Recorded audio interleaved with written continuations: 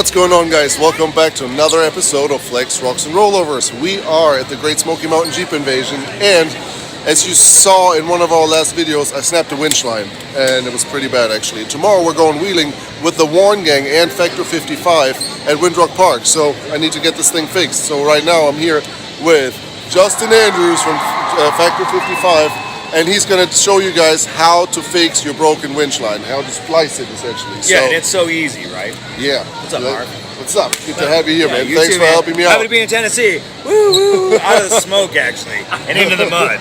Proverbial fire into the mud pits. That'll be awesome, man. Windrock is a blast. Yeah. So what we're gonna do, right? Since you broke your line, right, and it happens, it's a lot more common than other things. So instead of having just to replace the entire line, all we're gonna do is now we're gonna splice our synthetic rope spool.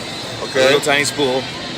Splice that little spool onto the end of your winch rope, which is going to interface to the back end of your alternator. Okay. We also need to get you another rubber pad.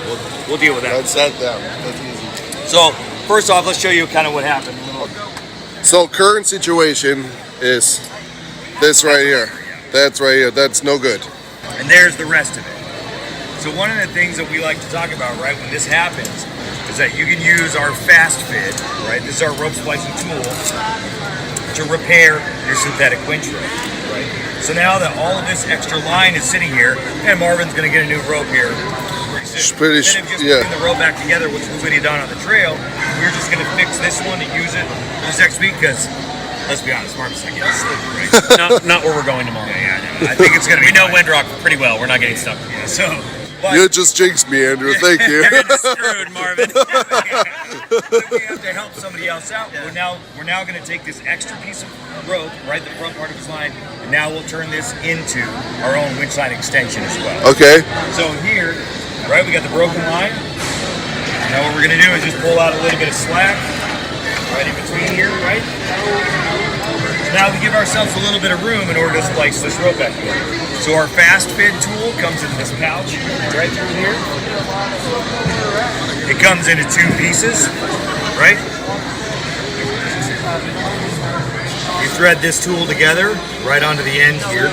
For all you technical guys, it gives you a ruler on the back end here and gives you a berry length depending on the diameter of rope that you're trying to use the tool with.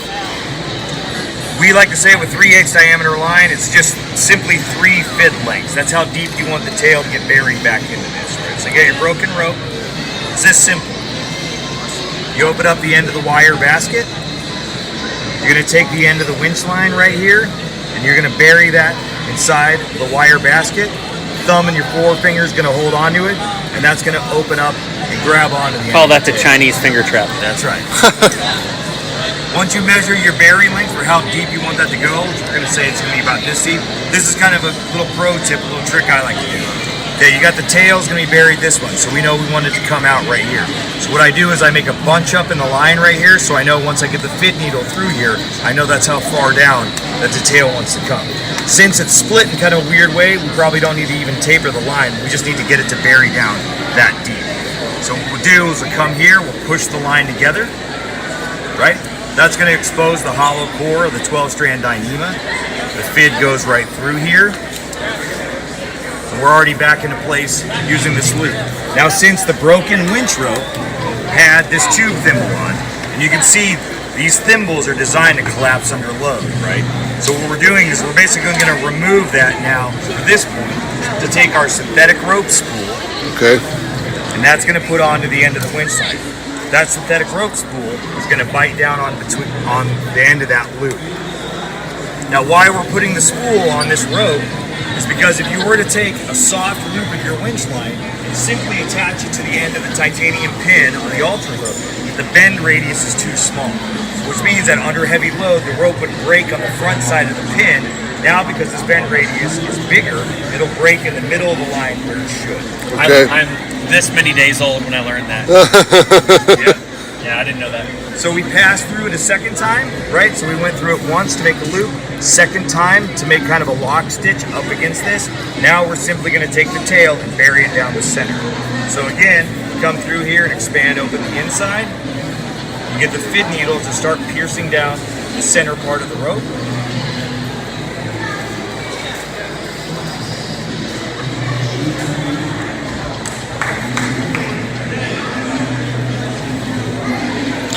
Literally just going right through the center of. We're just going right through the center. That's Yeah, right. remember he's got his set point down here, so Yeah. the bottom. Just working it down.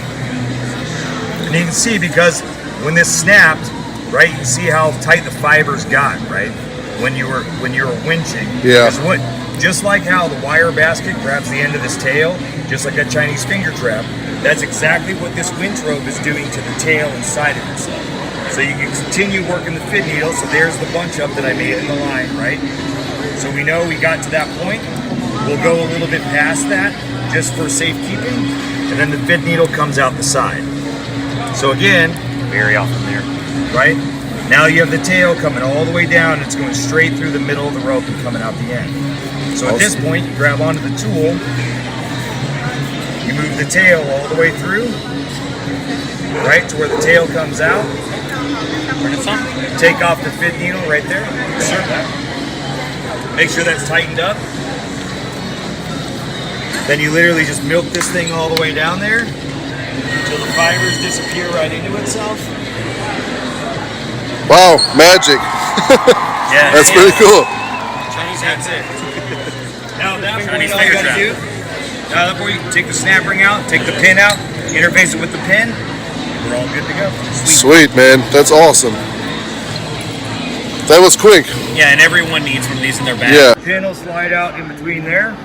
Rope spool interfaces right in between that. Pin goes back into place. Snap ring goes right back down in the hole, and that's it. That's it. Man, 7 minutes. 7 minutes, we got the whole thing done. Awesome. Bam. Yeah, man. Exactly. Tomorrow you're going to see how I'm super excited. Yeah. Dude, I'm Windrock's a good time, man. It's going to be Very good time. time. Let's see what happens. All right, man. So, Good thank seeing you you. so Thanks. very much. Yeah. We appreciate it. All right, guys. You guys go check out Factor 55. Check out their splicer tool on factor55.com. Yeah, these guys always support us. I mean, Crazy. we're, Yeah. you know, small stuff Number like one in this. recovery gear for sure, man. So Absolutely. Check him out. Thank you guys for watching, and I'll see you guys again next Friday. Next Friday for another episode of Flex Rocks and Rollovers. Thanks for tuning in, guys. See you soon.